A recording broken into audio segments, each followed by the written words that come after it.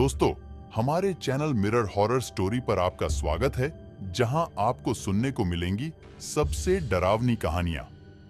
अगर आपको ऐसी डरावनी कहानियां सुनना पसंद है, तो हमारे चैनल को सब्सक्राइब करना न भूलें। चलिए, अब शुरू करते हैं आज की खौफनाक कहानी। एक गांव था जिसका नाम था बसरापुर। यह गांव अपनी शांति और सौहार्द के लिए मशहूर था। गांव के पास ही एक घना जंगल था, जिसमें एक पुराना और टूटा फूटा मंदिर था। इस मंदिर के बारे में गांव में एक भयानक कहानी प्रचलित थी कि वहां चुड़ैलों का बसेरा है।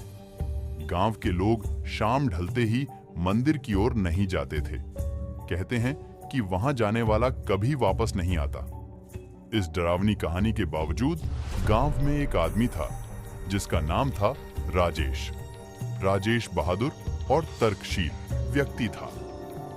उसने तय किया कि वह इस कहानी की सच्चाई का पता लगाएगा। एक दिन राजेश ने अपने दोस्तों को यह साहसिक योजना बताई और उनसे साथ चलने की गुजारिश की।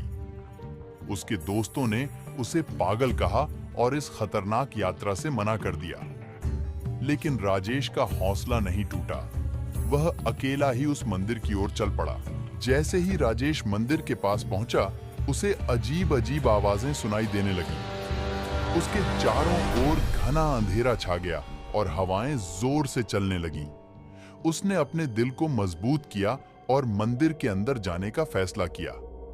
मंदिर के अंदर घुसते ही राजेश को वहां की ठंडी हवा ने झकझोर कर रख दिया। उसने चारों ओर देखा और पाया कि वहां बहुत सी प्राचीन मूर्तियां और शिलालेख थे। तभी अचानक मंदिर के अंदर एक तेज चिल्लाहट गूंज उठी। राजेश ने देखा कि एक पुरानी दर्पण के सामने एक परछाई दिखाई दे रही थी। वह परछाई धीरे धीरे साफ होने लगी और एक चुड़ैल का रूप लेने लगी।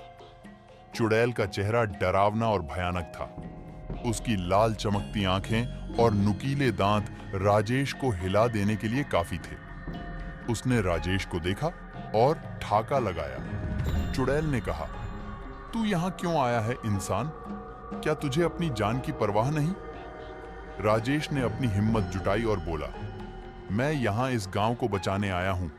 मैं जानना चाहता हूँ कि तुम कौन हो और क्यों इस गांव को डराती हो। चुड़ैल ने हंसते हुए कहा, तू बहुत बहादुर है, लेकिन तेरी बहादुरी तुझे यहाँ से जिंदा नहीं जाने देगी।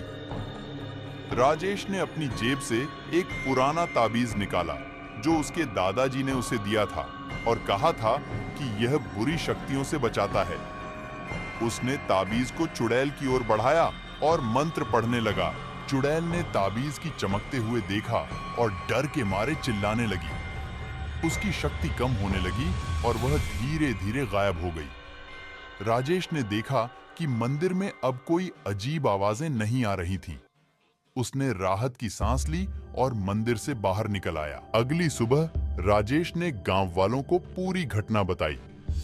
गांव के लोग राजेश की बहादुरी की तारीफ करने लगे।